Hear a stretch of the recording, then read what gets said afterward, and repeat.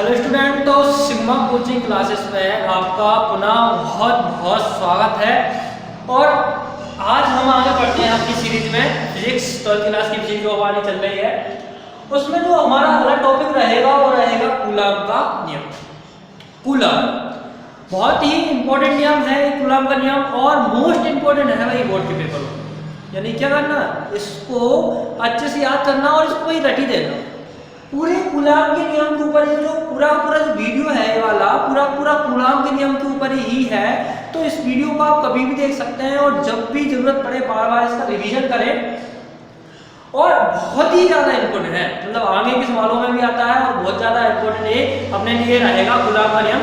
तो आइए देखते हैं क्या कूलॉम का नियम क्या कहता है। सबसे पहले हम देखते हैं, जैसा आप देख रहे होंगे कि कूलॉम यानी कि दो समान प्रकृति के आवेश, ध्यान से देखना क्या कह रहे हैं कि जब दो समान प्रकृति के आवेश एक दूसरे को प्रतिकर्षित तथा विपरीत प्रकृति के आवेश, यानी क्या कह रहे हैं कि जब दो समान प्रकृति के आवेश होते हैं वो एक दूसरे को प्रतिकर्षित करते हैं तथा विपरीत प्रकृति के आवेश एक दूसरे को आकर्षित करते हैं। इस प्रकार दो आवेशित चालकों के बीच एक बल कार्य करने लगता है और इस विद्युत बल कहते हैं। और आवेशों के बीच कार्य करने वाला यह बल माध्यम एवं निर्वात दोनों में कार्य करता है। यानी कि एक बार ध्यान से पढ़ना, क्या कह रहे हैं कि दो समान प्रकृति के आवेश एक दूसरे को प्रतिकर्षित तथा विपरीत प्रकृति के आवेश एक दूसरे को आकर्षित करते हैं। यानी जो समान प्रकृति का आवेश है वो एक दूसरे को प्रतिकर्षित करते हैं और जो विपरीत प्रकृति का आवेश है वो एक दूसरे को आकर्षित करते हैं। इस प्रकार दो आवेशित चालकों के मध्य आकर्षण या प्रतिकर्षण बल लगता है। आकर्षित कर रहे होंगे तो आकर्षण बल लगेगा, प्रतिकर्षित कर रहे होंगे तो प्रतिकर्षण बल लगेगा। यानी कि दोनों आवेशों के बीच एक बल कार्य करता है, इसे विद्युत बल कहते हैं। इसे क्या कहते हैं? विद्युत बल कहते हैं। और आवेशों के बीच कार्य करने वाला यह बल माध्यम एवं निर्वात में कार्य करता है। यानी कि क्या करता है, दोनों में माध्यम हो, कोई भी माध्यम हो या निर्वात हो, निर्वात यानी कि जहां वैक्यूम हो, वायु बिल्कुल ना हो, दोनों में यह बल क्या करता है, कार्य करता है। चलिए आइए देखते हैं आगे। बिंदु आवेश, यदि दो आवेशित पिंडों की विमान उनके बीच की दूरी की तुलना में नगण्य है तो उन आवेशों को बिंदु आवेश कहते हैं। यानी कि यहाँ पे समझाया गया है, ध्यान देखना।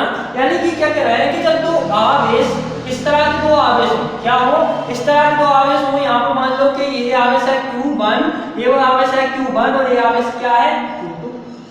अब वो क्या कह रहे हैं कि जब इन दोनों की बीच की दूरी बहुत अधिक हो, इन दोनों के बीच की दूरी क्या हो, बहुत अधिक हो, इन दोनों के बीच की दूरी क्या हो, बहुत अधिक हो, तो इन आवेशों को हम क्या करने लगते हैं, इनको बिंदु आवेश मान लगते हैं। यानी दूरी की अपेक्षा आवेश बहुत कम होता है तो इनको क्या मान लगते हैं, बिंदु आवेश हम मानने लगते हैं। चलिए आइए देखते हैं आगे कि यदि दो आवेशित पिंडों की विमाएं उनके बीच की दूरी की तुलना में नगण्य है तो उन आवेशों को बिंदु आवेश कहते हैं। यानी दो पिंडों की विमाएं उनके बीच की दूरी की तुलना में, यानी दूरी बहुत ज्यादा हो, दूरी बहुत ज्यादा हो तो उन आवेशों को हम क्या कहते हैं, उन आवेशों को हम बिंदु आवेश कहते हैं। चलिए आगे देखते हैं क्या है मजेदार चीज। सबसे इंपॉर्टेंट चीज ये है क्या कि सन 1785, ध्यान देना, सन पे जरा गौर करना। सन 1785 में कूलॉम का पूरा नाम क्या था, चलिए याद करना है, सभी को याद करना है। कूलॉम का पूरा नाम जो है चार्ल्स अगस्टिन डी कूलॉम है। क्या? Charles Augustine D Coulomb, Charles Augustine D Coulomb है। यानी कि कूलॉम ने क्या करा कि सन 1785 में, सन याद कर लो ये जोर से, क्या कि सन 1785 में कूलॉम ने दो स्थिर बिंदु आवेशों के बीच कार्य करने वाले बल के संबंध में एक नियम प्रतिपादित किया जिसे कूलॉम का नियम कहते हैं। अब भाई उनने प्रतिपादित किया था तो उनने उनका नाम पे रख दिया, और कोई प्रतिपादित करता था और कोई के नाम पे रख देते। भाई वो तो अच्छा रहा, इंडिया में प्रतिपादित नहीं किए ये सारे नियम। तो इंडिया में भयंकर नाम होते हैं और भयंकर इनके नियम हुआ करते, वो नियम पढ़ने में थोड़ा सा अजीब लगता। तो आते हैं कूलॉम के नियम के बारे में। कूलॉम का नियम क्या कहता है? कूलॉम के नियम के अनुसार कि दो स्थिर बिंदु आवेशों के बीच, ध्यान से सुन लेना भाई, क्या कह रहे हैं कि जब दो स्थिर बिंदु आवेशों के बीच कार्य करने वाला आकर्षण, यानी कि जब वो आपस में बुलाता है आकर्षण तथा प्रतिकर्षण बल, यानी कि जब वो दूर भेजता है आकर्षण अथवा प्रतिकर्षण बल, दोनों आवेशों के परिणाम के गुणनफल के समानुपाती, यानी दोनों आवेशों के परिणाम के गुणनफल के समानुपाती तथा उनके बीच की दूरी के, उन दोनों के बीच की दूरी के वर्ग के व्युत्क्रमानुपाती होता है। और यह बल दोनों आवेशों को मिलाने वाली रेखा के अनुदिश कार्य करता है। इसे कूलाम का विद्युम्बर का नियम भी कहते हैं। इसे कूलाम का विद्युम्बर का नियम भी कहते हैं। यानी कि एक बार देख लेते हैं, बहुत सिंपल सी चीज है। क्या कह रहे हैं, ये क्या कहना है, यहाँ पे देखिए अब जरा, क्या कूलाम ने बताया कि जब दो आवेशों, एक आवेश यहाँ पर रख लेते हैं, एक आवेश यहाँ पर रख लेते हैं, दूरी, यानी कि इनके बीच की दूरी अपन क्या मान लेते हैं, इनके बीच की दूरी हम मान लेते हैं r ना। यहाँ पे आवेश है q1 और यहाँ पे आवेश है q2। दो आवेश हमने मान लिए, ध्यान से देखना जरा, क्या कि एक आवेश हमने मान लिया q1 और एक आवेश हमने मान लिया क्या q2। इनके बीच की दूरी क्या है, r है। कूलाम का नियम, कूलाम का नियम क्या कहता है, यहाँ देखिए कूलाम का नियम क्या कहता है। कूलाम का नियम कहता है कि इन दोनों आवेशों के बीच में यदि ये प्लस है और ये प्लस आवेश है तो दोनों के बीच में कौन सा बल लगेगा, यदि ये भी प्लस है ये भी प्लस है, यानी कि समान समान आवेश है तो कौन सा बल लगेगा, प्रतिकर्षण बल लगेगा। यानी कि कौन सा बल लगेगा, प्रतिकर्षण बल। और ये प्लस है और ये माइनस आवेश है तो दोनों के मध्य कौन सा बल लगेगा, आकर्षण बल लगेगा। चलिए तो यहाँ पर देख लेते हैं कि मान लो यहाँ पर दो आवेश हैं q1 और q2 और उनके बीच की दूरी क्या है, उनके बीच की दूरी है r। अच्छा तो अब देखते हैं कि कूलाम का नियम क्या कहता है। कूलाम का नियम कहता है कि जब दो आवेश क्या होते हैं, कि जब दो आवेश r दूरी पर रखे होते हैं तो उनके मध्य लगने वाला आकर्षण या प्रतिकर्षण बल, आकर्षण कब होगा, जब दोनों विपरीत आवेश होंगे, प्रतिकर्षण कब होगा, जब दोनों समान आवेश होंगे। तो जब दो आवेशों के बीच लगने वाला आकर्षण या प्रतिकर्षण बल F समानुपाती है भाई, समानुपाती में F समानुपाती Q1 into Q2, मतलब क्या है कि दोनों आवेशों के मध्य लगने वाला आकर्षण या प्रतिकर्षण बल दोनों आवेशों के परिणाम के गुणनफल के समानुपाती होता है। दोनों आवेशों के परिणाम के गुणनफल के समानुपाती होता है। दोनों आवेशों के परिणाम के गुणनफल के समानुपाती होता है। चलिए देखिए बहुत सिंपल सा है, ठीक है।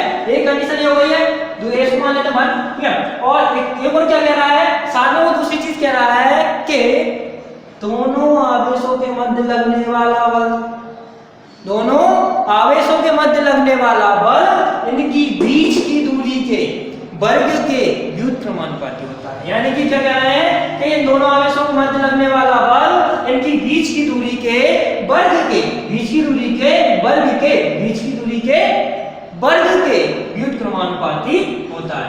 यानी कि आप इन दोनों को मिला लें, दोनों को मिला लें तो कुल बल क्या हो जाएगा, जो बल लगता है कि बल F समानुपाती Q1 Q2 upon R square, Q1 Q2 upon R square, क्या हो गया, F समानुपाती Q1 Q2 upon R square.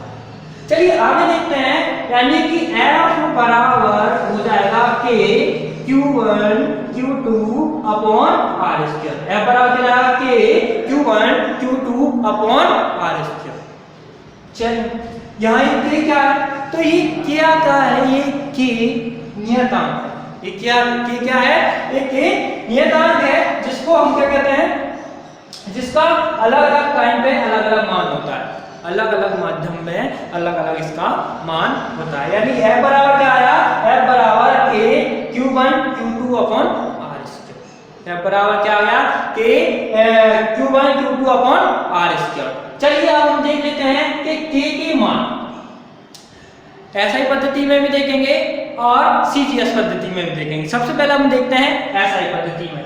चलिए तो K का मान, जैसा कि आप देख रहे हैं कि K का मान, तो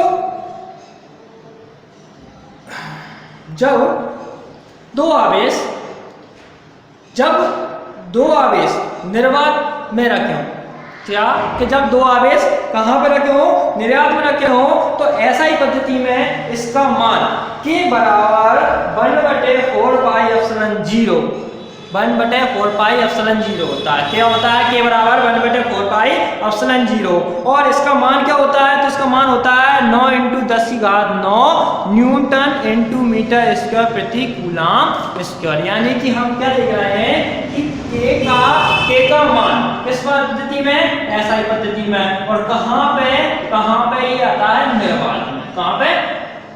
निर्वात में। तो निर्वात में के बराबर क्या होता है? तो के बराबर क्या हो जाता है? 1/4 pi epsilon 0 1/4 pi epsilon 0 1/4 pi epsilon 0। यहाँ पे एप्सिलॉन 0 क्या है?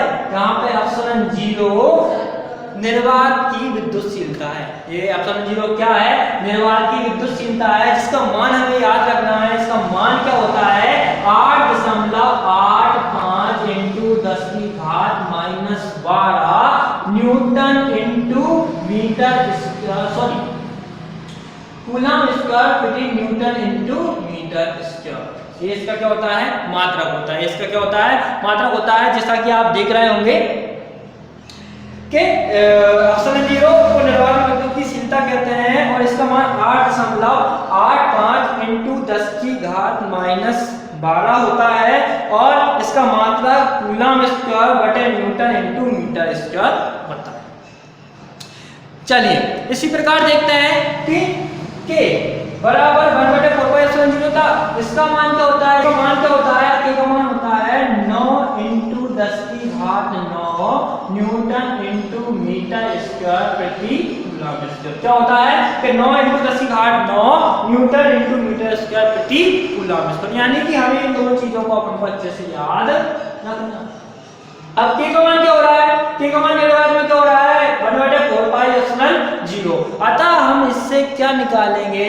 अगर हम इससे देखें कि बल यानी कि दो आवेशों के मध्य लगने वाला बल क्या होगा, तो इससे दो आवेशों के मध्य लगने वाला बल F बराबर 1/4 पाई एप्सिलॉन 0 Q1 Q2/r²।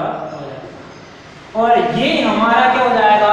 ये हमारा हो जाएगा कूलम का विद्युत बल का नियम। ये हमारा क्या हो जाएगा? कूलम का विद्युत बल का नियम। चलिए अब सीजीएस पद्धति में देख लेते हैं कि सीजीएस पद्धति में के का मान क्या होता है। तो हम सीजीएस पद्धति में भी के का मान देख लेते हैं। सीजीएस पद्धति, तो सीजीएस पद्धति में के का मान क्या है? सीजीएस पद्धति में एफ का मान क्या आएगा?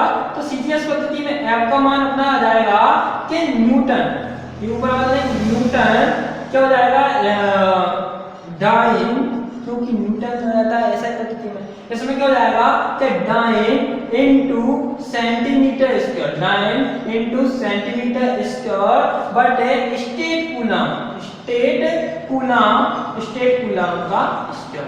कूलम का स्क्वायर। यानी कि F बराबर Q1 Q2/r²। F बराबर Q1 Q2/r²। ये सीजीएस पद्धति में मान होता है। ये क्या होता है? सीजीएस पद्धति में मान होता है। अब हम क्या करेंगे कि नेक्स्ट वीडियो में इससे आधारित इस पर जुड़े हुए अपन बहुत सारे सवाल भी करेंगे, जिससे कूलम का नियम हमें अच्छे से याद हो जाए और बहुत अच्छे से अपन को क्या है समझ में आ जाए। और इसी तरह आगे वीडियो देखने के लिए पूरा सिलेबस लाइन से चल रहा है अपना, तो हर वीडियो को आप लाइन से देखें और हर एक चीज़ को समझते जाएं। और उसमें कूलम का नियम मोस्ट इंपोर्टेंट नियम है, तो इसको अच्छे से रिवीजन करें और बार बार रिवाइज इसको करते रहें। Thank you.